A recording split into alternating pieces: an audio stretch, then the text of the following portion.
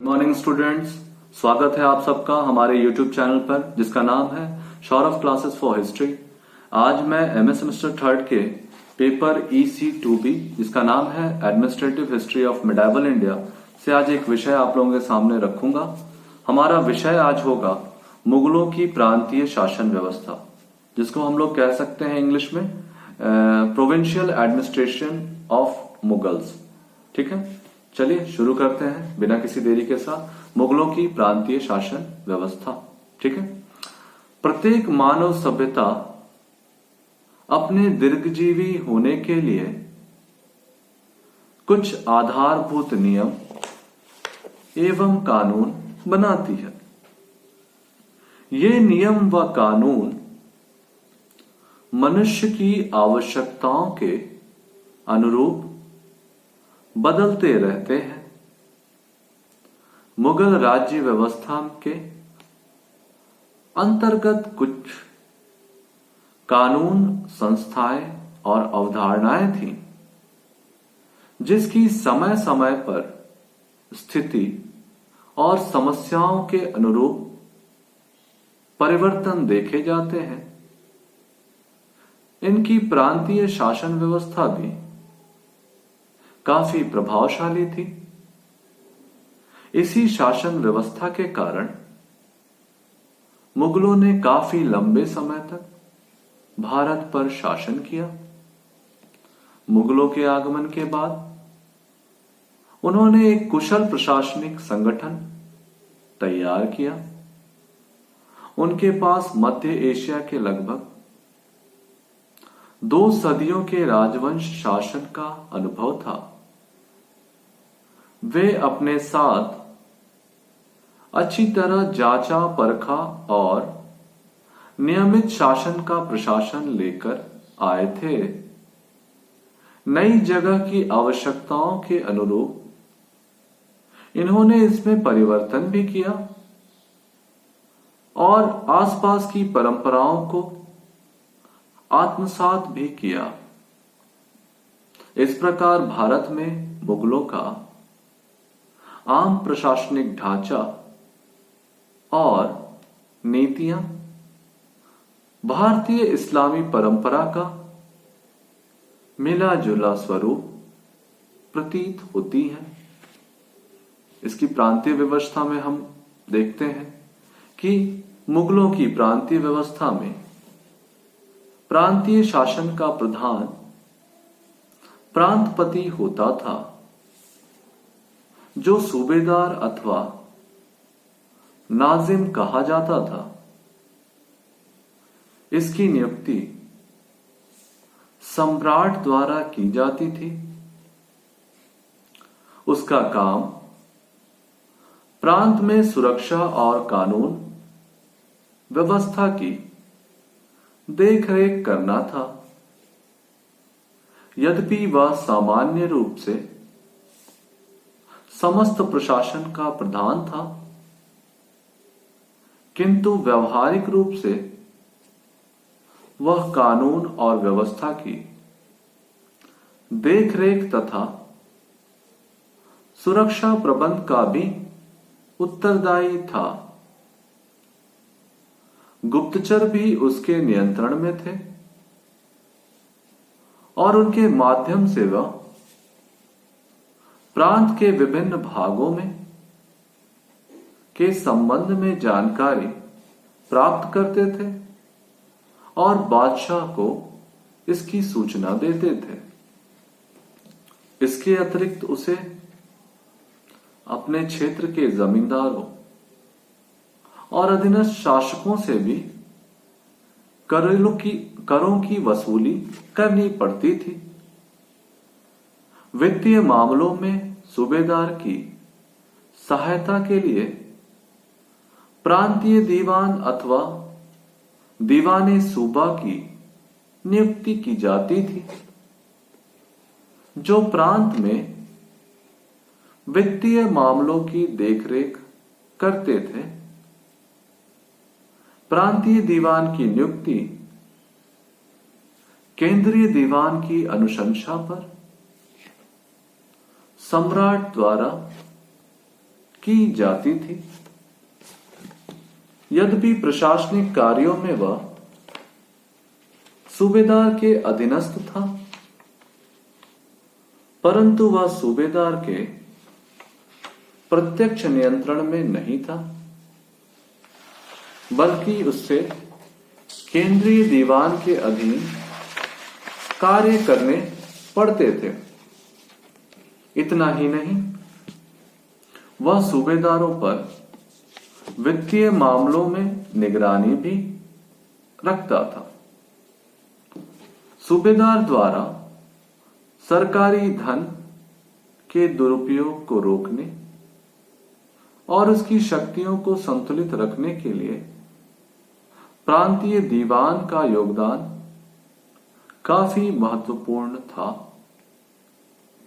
प्रांतीय दीवान के अधीनस्थ कर्मचारी होते थे जो लगान के निर्धारण एवं वसूली के कार्यों में दीवान को सहायता पहुंचाते थे। मुख्य रूप से लगान का निर्धारण और वसूली ही प्रांतीय दीवान का कार्य था। इसके अतिरिक्त वह कर संबंधी सभी आंकड़ों और कागजात सुरक्षित रखने के लिए उत्तरदायी था। कृषि के विस्तार में अभिरुचि लेना उसका एक महत्वपूर्ण दायित्व था और इसके लिए किसानों को ऋण देना और आर्थिक अनुदान देना भी उसका परम कर्तव्य होता था। तीसरा महत्वपूर्ण पदाधिकारी प्रांतीय बख्शी होता था, जो प्रांतों में स्थित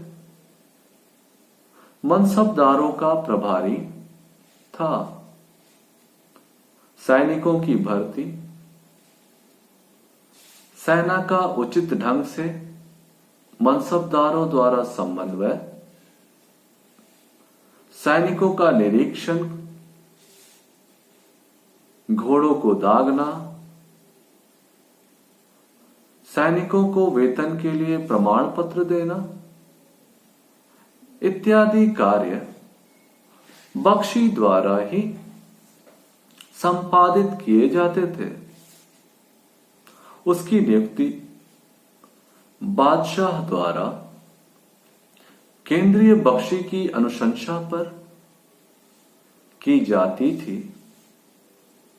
और वह प्रांतीय मनसबदारों की कार्यकुशलता पर विस्तृत विवरण तैयार कर केंद्रीय बख्शी के कार्यालय में भेजता था।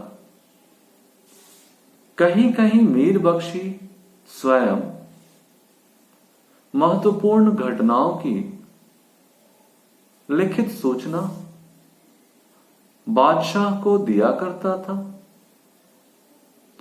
वस्तुतः सूबेदार, दीवान, बख्शी मिलकर एक दूसरे की शक्तियों को संतुलित रखने और एक दूसरे के द्वारा शक्तियों के दुरुपयोग को रोकने में सक्षम थे। एक अन्य महत्वपूर्ण अधिकारी सद्र था, जो काजी का पदभार भी ग्रहण करता था। उसकी नियुक्ति भी सम्राट द्वारा की जाती थी। उसका काम मुसलमानों के धार्मिक कार्यों की देखरेख करना था। इसके अतिरिक्त धार्मिक आधार पर दी जाने वाली दान संबंधी भूमि के विवरण में सद्र की रजामंदी अनिवार्य थी। काजी के रूप में वह मुकदमों के फैसले करने के अतिरिक्त अपने अधीनस्थ काजियों की बहाली के लिए भी सक्षम थे। कुछ अन्य अधिकारियों में कोतवाल, वाकिया नवीस, मुहातसिब, मीर बहर इत्यादि उल्लेखनीय है। कोतवाल महत्वपूर्ण नगरों में पुलिस व्यवस्था की प्रधान होते थे। चोरों, डाकुओं एवं अपराधियों को पकड़ना और सजा देना, शांति और सुरक्षा बनाए रखना, नगरों में मदपान का अर्थ होता है शराबबंदी, शराब के कंडीशन को देखना। नगरों में मदपान, जुएबाजी, वेश्यावृत्ति और अन्य सामाजिक अपराधों की रोकथाम भी उसका प्रमुख दायित्व था। नगर में प्रवेश करने वाले मुसाफिरों की देखरेख, दुकानदारों एवं व्यापारियों पर निगरानी इत्यादि कार्य कोतवाल द्वारा किए जाते थे। वाकिया नवीस गुप्तचर व्यवस्था का प्रधान था और सम्राट को सभी महत्वपूर्ण घटनाओं की सूचना नियमित रूप से प्रदान करता था। मुहातसिब मुसलमानों के नैतिक आचरण पर निगरानी रखने के लिए और मुसलमानों के नैतिक आचरण पर तथा व्यभिचारियों को दंडित करने का कार्य करते थे।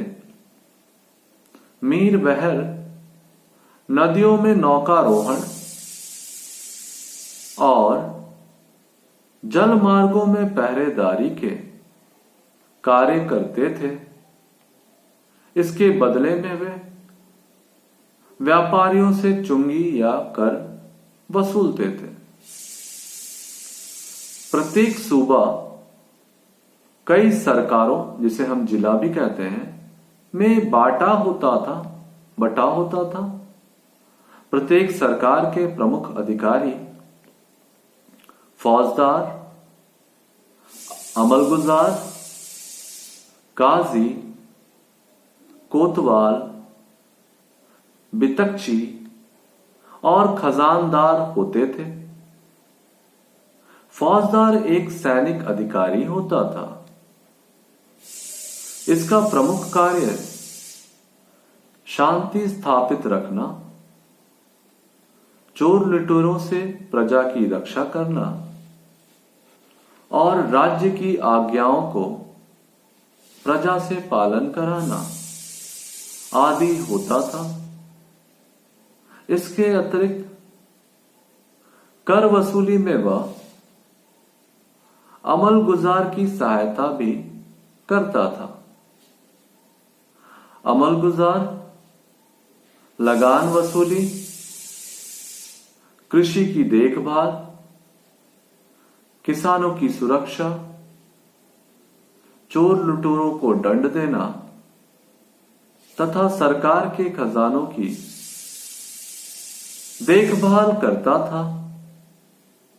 बितिकची अमलगुजार के अधीन अधिकारी था। भूमि और लंगान संबंधी दस्तावेज तैयार करना, भूमि की किस्म, पैदावार तथा किसानों के पास की भूमि संबंधी हिसाब बितिकची रखता था। खजानदार सरकार का खजांची था। वह अमलगुजार की अधीनता में कार्य करता था और सरकारी खजाने की सुरक्षा इसका प्रमुख उत्तरदायित्व होता था। प्रत्येक सरकार जिला, जिसे हम जिला भी कहते हैं, अनेक परगनों में, जिसे हम अनुमंडल भी कहते हैं, में विभक्त था। प्रत्येक परगनों में शिकदार, अमील, फौजदार, कानूनगो तथा कारकुन परगने के प्रमुख अधिकारी थे। शिकदार का प्रमुख उत्तरदायित्व परगने में शांति और व्यवस्था स्थापित रखना तथा लगान वसूली में सहायता करना था। अमील परगने के वित्त अधिकारी होते थे। वह किसानों से लगान वसूलने का कार्य करते थे। फौजदार परगनों के खजांची होते थे और खजाने की सुरक्षा उसका मुख्य उत्तरदायित्व होता था। कानूनगो परगने के पटवारियों के प्रधान होते थे। वे लगान, भूमि और कृषि संबंधी कागजात तैयार करते थे।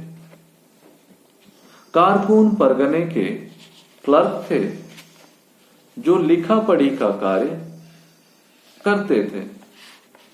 नगर के शासन का प्रधान कोतवाल होता था और वह उन सभी कार्यों को करता था जो आधुनिक समय में नगर पालिकाएं और पुलिस अधिकारी मिलकर करते हैं। इस दृष्टि से नगर की सुरक्षा, स्वच्छता, बाजार तथा वस्तुओं के मूल्यों पर नियंत्रण, लावारिस संपत्ति की देखभाल, यात्रियों की निगरानी, व्यापारिक समुदायों को स्वीकार करना, नगरों को वार्डों में बांटना, स्थानीय करों की वसूली आदि उसके महत्वपूर्ण कार्य होते थे। उसकी सहायता के लिए कोतवाल विभिन्न निम्न अधिकारियों की नियुक्ति करते थे। उसकी अधीनता में एक अच्छा सैनिक दस्ता भी होता था। गांव के शासन का उत्तरदायित्व मुगलों ने अपने अधिकारियों के हाथों में नहीं दिया था, बल्कि परंपरागत ग्राम पंचायतें ही अपने गांव की सुरक्षा, सफाई आदि की देखभाल करती थी। गांव के अधिकांश झगड़ों का निपटारा भी ग्राम पंचायतें ही करती थी। गांव का पैतृक चौकीदार गांव की सुरक्षा करता था। गांव के पटवारी का पद भी पैतृक होता था। साधारणतया सरकारी कर्मचारी ग्राम्य जीवन और शासन में हस्तक्षेप नहीं करते थे और न गांव के किसी कर्मचारी की नियुक्ति की जाती थी, परंतु आवश्यकता पड़ने पर सरकारी कर्मचारी ग्राम वासियों की शासन तथा उसकी व्यवस्था में हस्तक्षेप करते थे। गांव के चौकीदार व पटवारियों पर सुरक्षा और लगान से संबंधित जो उत्तरदायित्व थे उनकी पूर्ति के लिए सरकारी कर्मचारी उनको बाध्य करते थे। इस प्रकार सरकारी कर्मचारियों की अधीनता में गांव शासन की स्वतंत्र इकाई थी। अब हम इसका निष्कर्ष करेंगे तो हम देखेंगे कि मुगलों की प्रांतीय शासन व्यवस्था का सूक्ष्म निरीक्षण करने के पश्चात हम इस निष्कर्ष पर पहुंचते हैं कि मुगल काल में एक संगठित एवं कुशल प्रांतीय शासन प्रणाली विकसित हो चुकी थी। यह एक महत्वपूर्ण उपलब्धि थी जो तुर्क अफगान काल में ऐसे व्यापक रूप में देखने को नहीं मिलती। सुसंगठित प्रांतीय शासन एक महत्वपूर्ण तथ्य था जो मुगलों को लंबे समय तक अपने दायित्वों के निर्वाह में सफल रख सका, जबकि तुर्क अफगान काल में ऐसा संभव नहीं था। साथ ही साथ इनकी प्रांतीय शासन व्यवस्था ने शासन के विकेंद्रीकरण को भी प्रोत्साहित किया। नगर तथा गांव की प्रशासनिक व्यवस्था को देखने से यह स्पष्ट हो जाता है कि शासन के विकेंद्रीकरण के कारण केंद्रीय शासन का बोझ हल्का हुआ। साथ ही स्थानीय स्वशासन की भावना भी विकसित हुई। इसी कारण मुगल प्रशासनिक व्यवस्था को एक कुशल प्रशासनिक व्यवस्था भी कहा जाता है और इसी के कारण मुगलों ने भारतवर्ष पर लंबे समय तक शासन भी किया। तो हमारा ये जो विषय है मुगलों की प्रांतीय शासन व्यवस्था यही समाप्त होती है। हम अगले विषय के साथ फिर से हाजिर होंगे आपके साथ। तब तक के लिए धन्यवाद।